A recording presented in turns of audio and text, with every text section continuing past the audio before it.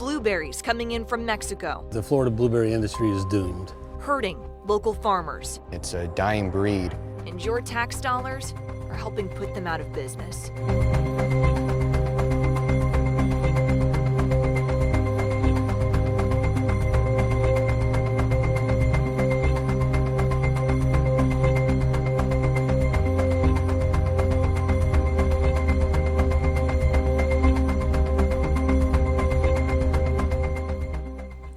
McGivern with ABC Action News. For decades, the University of Florida has worked to create new types of blueberries to help Florida farmers make a living.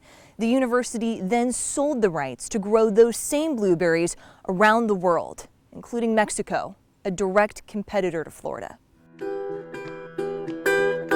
It's a way of life. Farming's the only thing I know. People are all over trying to find new ways to supplement the loss due to citrus. Bo Snively is a fourth-generation farmer in Polk County, Florida. His orange crop hit by citrus greening disease. So he got into the business of blueberries. It's just harder and harder to turn a profit. For farmers like Bo, blueberries used to be a big moneymaker. For a few weeks early in the season, Florida was once the only place producing blueberries. We're talking in the world. When I got in, it was like, blue gold, that's what we called it. It was blue gold because the money was incredible, the returns were incredible, the competition wasn't there. That blue rush, farmer Bill Braswell says, was about 20 years ago. Today, he worries if the industry will even make it another 5. So we compete with countries that didn't grow blueberries 10 years ago. The main competition is from Mexico. Mexican blueberry imports to the U.S. have nearly tripled in the last 3 years. That blueberry boom worth $220 million in 2017, according to the USDA. Mexican blueberries are also cheaper. How big of a price difference are we talking here? It's usually, $4 difference by weight, usually by the pound. I hear the struggles of our farmers knowing that if they charge, $6.99 a pint, people aren't going to want to buy it. I think part of the reason is because the University of Florida set us up for it. I've confronted the university, I've spoken with the Dean of Research, the president of Florida Foundation Seed Producers numerous times on this. I told them how I thought the process was unfair, not just to Florida growers, but to the citizens of Florida. So why are blueberry farmers blaming the University of Florida? It all started right here at a lab run by Dr. Patricio Munoz. As a breeders, we are inventors. Munoz heads up research on blueberries at the university's Institute of Food and Agricultural Science. That way we can measure how firm the fruit is. He's in charge of building a better blueberry. So basically we look at all these different traits, the capacity for this fruit to hold in the supermarket for longer. We develop the fruit or the food that you guys are going to be eating in the supermarket, in a few years. For decades, Dr. Paul Lyrene developed dozens of blueberry plants designed to thrive in Florida's humid climate. The university is behind more than 90% of all blueberries grown in Florida today. The lab's mission was always to help Florida farmers make a living by growing better crops. But then, the university sold the rights to grow those same blueberries to farms in Mexico. And it's like, well, wait a minute, it's Florida tax dollars. It should be going to help Florida. Taxpayers forked over nearly $500 million in the last 3 years alone to support the university's Institute of Food and Agricultural Science.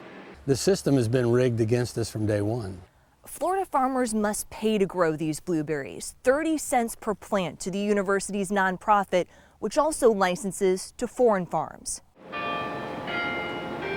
The university now licenses the rights to grow its blueberries to farms in Mexico, Argentina, Brazil, Chile, Peru, and Japan. It's the simple fact they couldn't have the vision to see that if they gave it to everybody else in the world, they would turn around and use it against us. We could see it as growers, we knew it would happen, and we just can't compete. John Butenmuller is in charge of the nonprofit deciding who gets to grow the University of Florida blueberries. In a country like Mexico, where we know that there is a potential competitive threat to our Florida industry. And if Florida farmers are the priority, Why license to other countries at all? Our varieties and our licensing program is done out of the protection of Florida growers. That's right. The university says it licenses its blueberries in foreign countries to protect Florida farmers. Florida growers are our stakeholders. They're the reason why this research endeavor exists. Okay. And then, sir, if you can count to 5 for me. 1, 2, 3, 4, 5. Well, my title is Senior Vice President of Agriculture and Natural Resources at the University of Florida. Does the university contribute to that competition from Mexico? No, But how do you say that? because it's impossible to stop international theft of plants. You can't stop any country from using it. So we're trying to control it and make money to put back into the industry. The university took in more than $5 million in blueberry royalties last year. 70% of that money goes back into the blueberry breeding program. I just want to reference one article that you had written about a year ago, specifically on this topic. Florida growers don't fear international competition, but they reasonably ask for it to be a fair fight. Do you feel they have a fair fight? Oh, absolutely, yeah. What do you say to farmers who say the University of Florida is helping put them out of business? Well, it's not true. This is not an issue in Florida. 99% of people understand it. Okay, my name is Edward Livingston. I'm with the Livingston Loeffler Law Firm. Patent attorney Edward Livingston disagrees. I wasn't aware of it before you brought it to my attention. They're requiring these farmers to pay money into a program that is then taking money away from them. And so you were surprised to hear that dynamic? Yes, I was, very much so. Livingston says the university could ban its foreign farmers from sending blueberries to the U.S. during Florida's picking season. Because a patent gives you the right to control the importation, to require them to pay royalties and then turn around and basically put in the business a competitor who can sell the product at a lower price and hurt the very farmers in this state. Being a small farmer, it's a heritage, and I would like to see that live on. University of Florida does play a role here in the state of Florida. And the research they do has helped out the blueberry industry. But they're also benefiting other countries as well, which is killing the small farmer.